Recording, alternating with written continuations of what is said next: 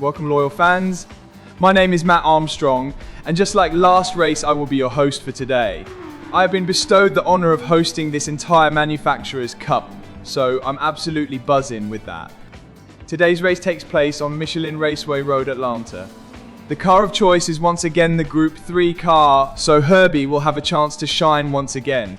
Qualifying lasts for the default 5 minutes, but since this time the track is a lot shorter, you can actually get at least 2 or 3 laps in. The race itself is a total of 30 laps. That is pretty long.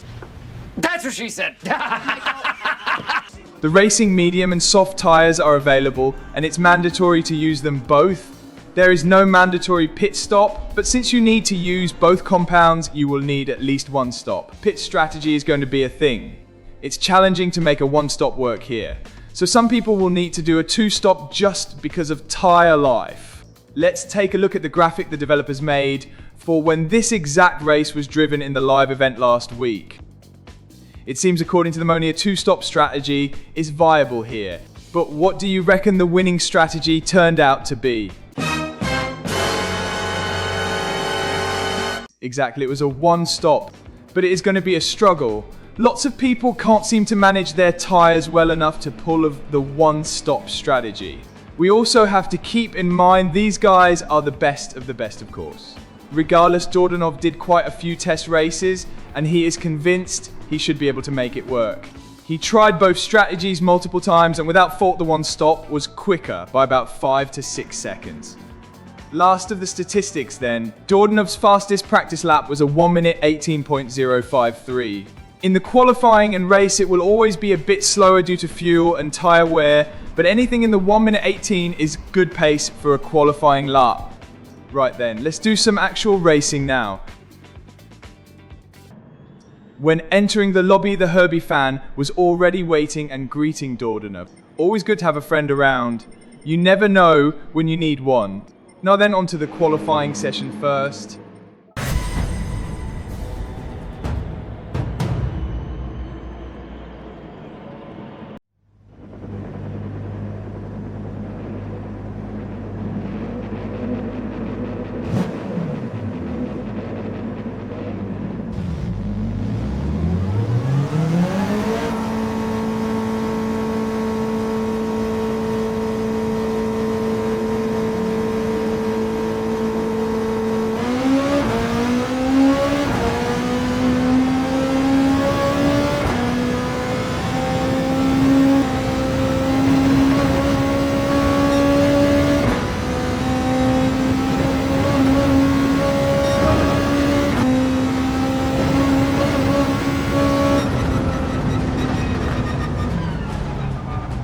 That looked like it was going to be a P4, but one driver improved and made it a P5.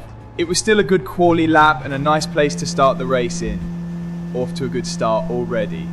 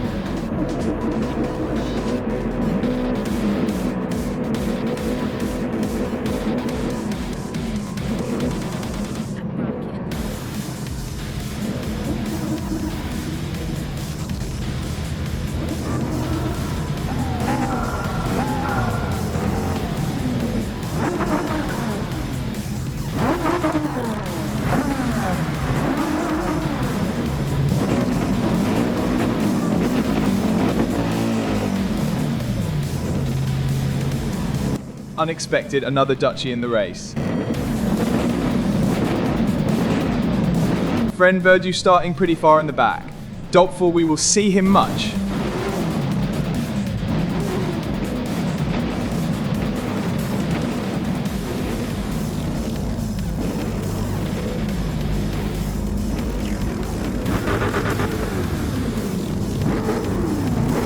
brake balance will be set all the way to the back. That will help alleviate some stress from the front tires. On this track, the front left especially will be hurting towards the end of the stints.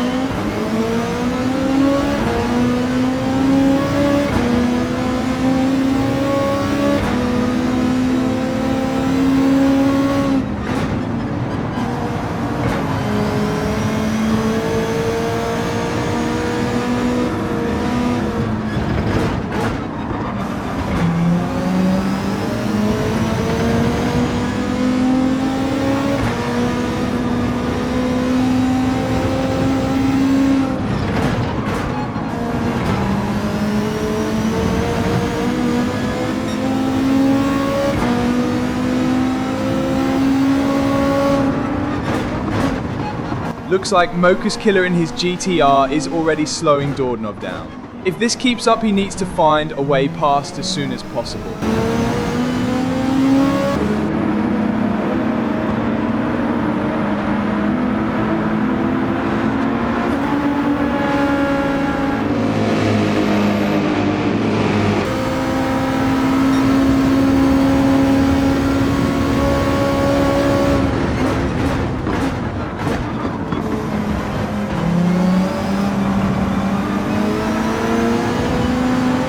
And there was the first possibility. He tried, but sadly, it didn't work out in this chicane. He needs to find another spot.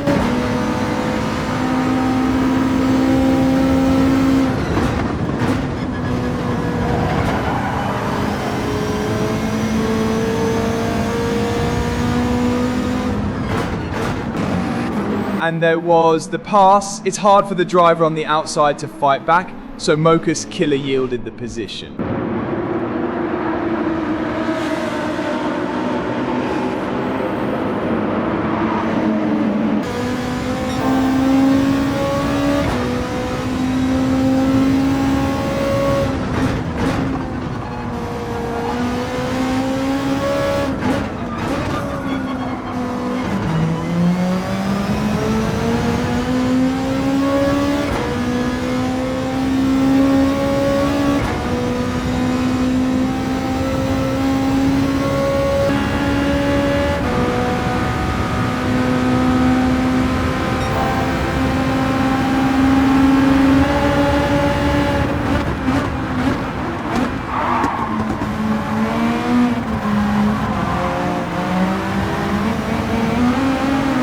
That was a bit cheeky. First he gave a bump draft indicating he was staying behind, but then he forced his way into the corner while Dornov slightly misjudged the braking from the extra speed. Back to square one he goes.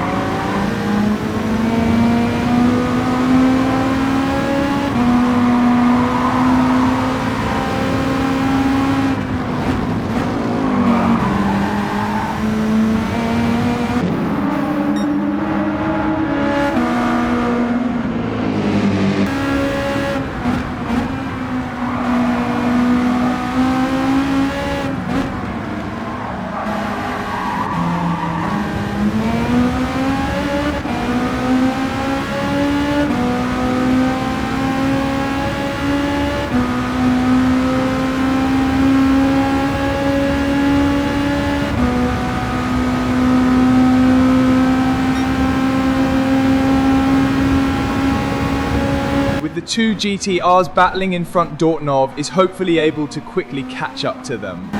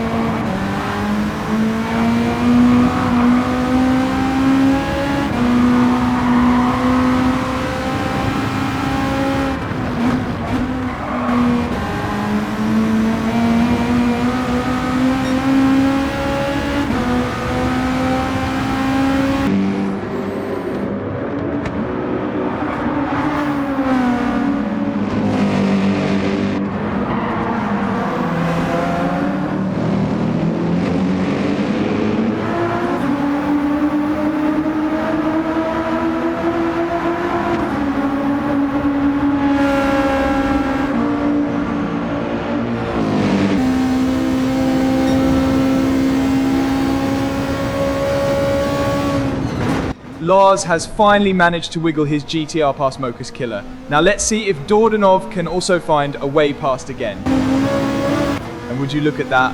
Mocha's Killer picks up a big penalty here. That will for sure help Dordanov instantly past as long as he stays close.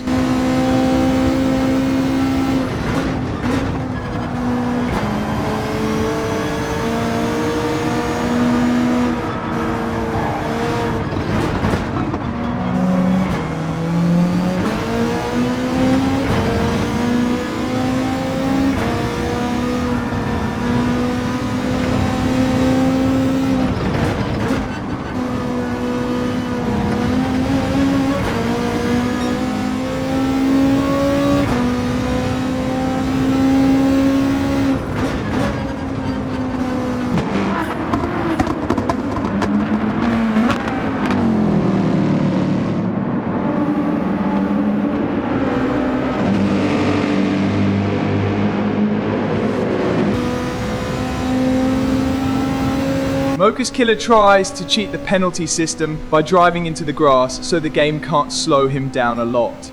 To no avail though, Dordanov is flying by anyway.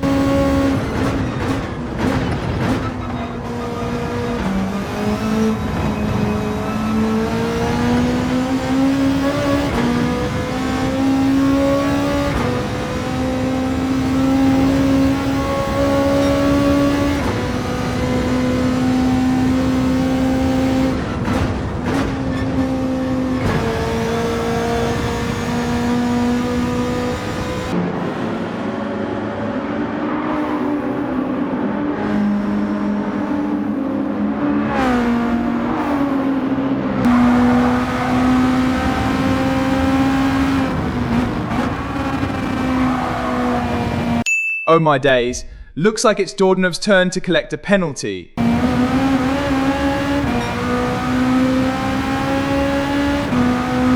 It's only a .51, but collecting it on the long straights might still allow Mocha's Killer back through.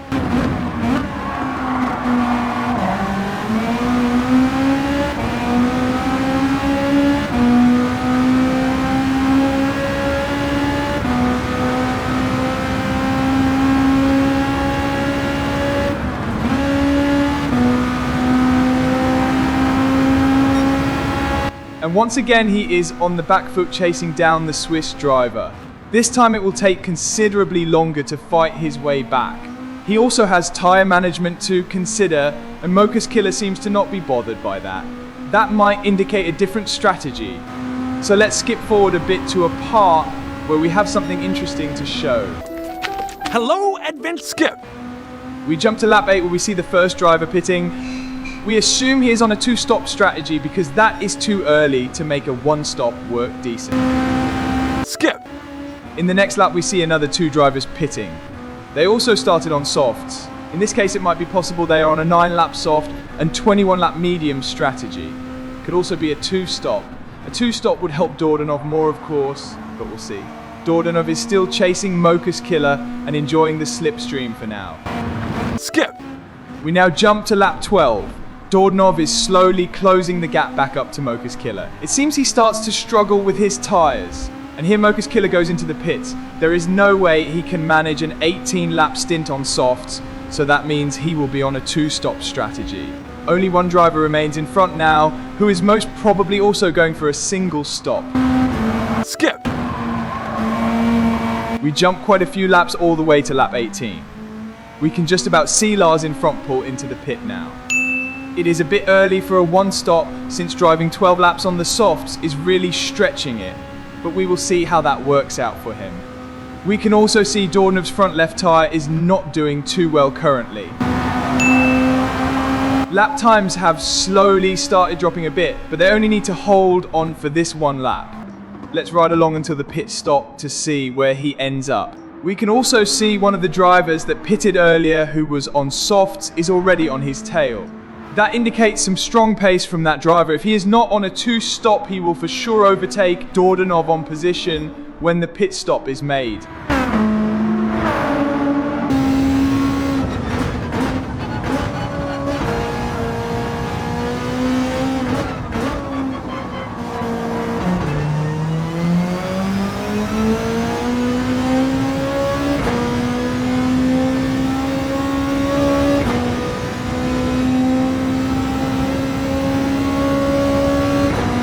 looks like the GTR behind just served a penalty, giving Dordanov some breathing room to calmly pull into the pits. You don't want to go in too hot on this track because it's easy to cross the pit lane on entry, especially on worn tyres.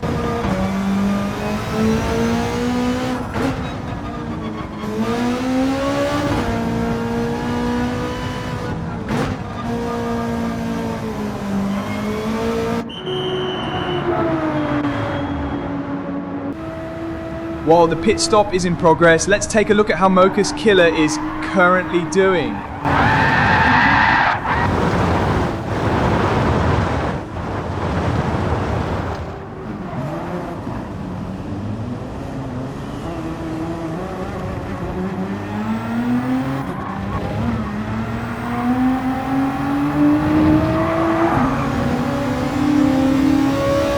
Oh my days. He spun off quite hard there and managed to once again get right in front of Dordanov.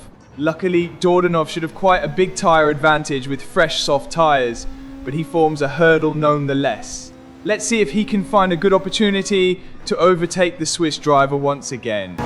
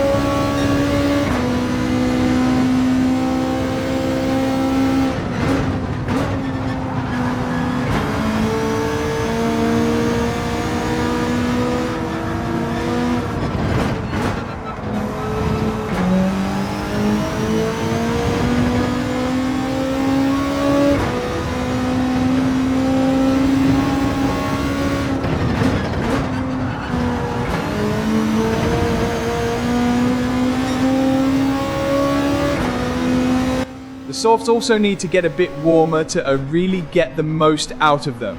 So far there has not been a really good opportunity.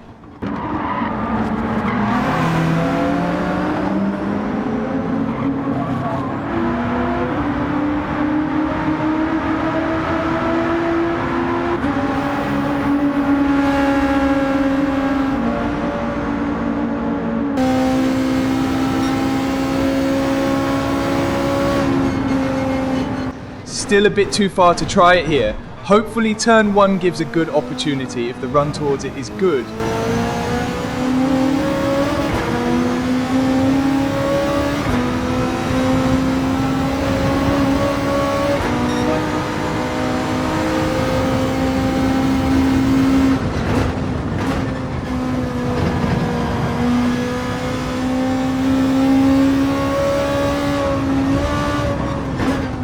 And yes, there we have it, managed to squeeze it into the inside line and get the position. Only up into 6th place now though, but the assumption is some of the drivers in front are going to make their second stop soon. Let's skip forward to see if that indeed happens. The castle is skip. At the end of this lap we see our friend Verdu pulling into the pits. That moves Dordanov ahead to 5th place. Skip. And in the next lap, the Polish driver in the McLaren also makes another stop.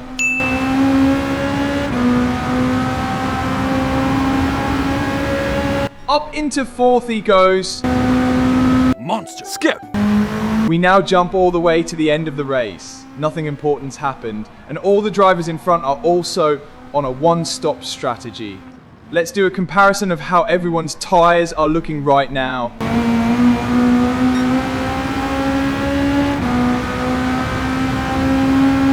It looks like Dordanov's tyres are currently in a way better conditions than those of everyone in front. However, P1 and 2 seem to be pretty far off already. Their pace has been really good all race, but maybe Lars in his GTR might be in range. He is close enough to be able to see him already. Let's see if he's struggling hard enough with that front left tyre on 0% condition for Dordanov to overtake him.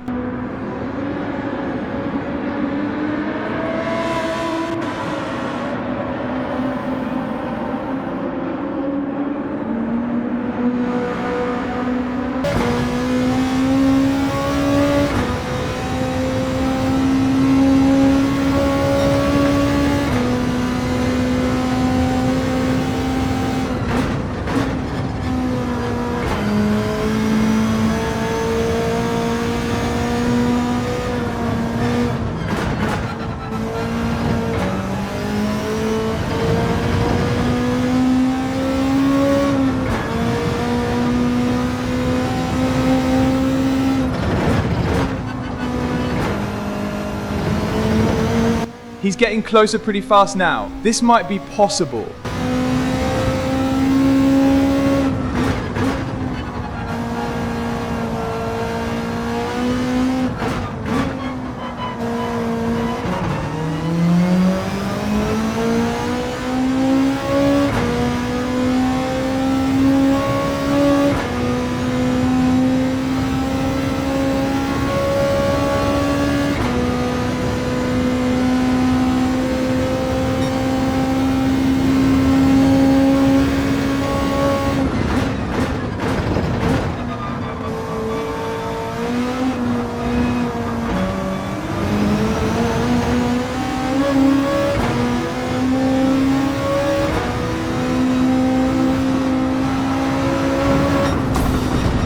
Oh my days, that was really close. Dornov even tried the ultimate YOLO overtake onto the grass there, but to no avail. Just over a tenth short of that podium place.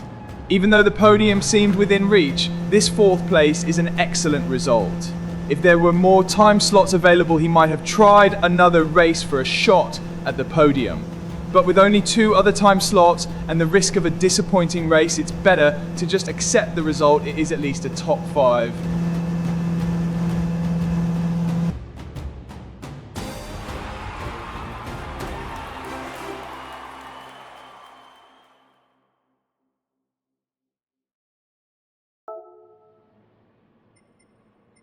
In the post-race lobby, we can see Lars himself was also impressed with the speed Dornov reeled him in on the last lap. But Lars still won out in the end. Better luck next time, I guess. Still a very enjoyable race. On towards the next one, where the Sirocco will need to be used.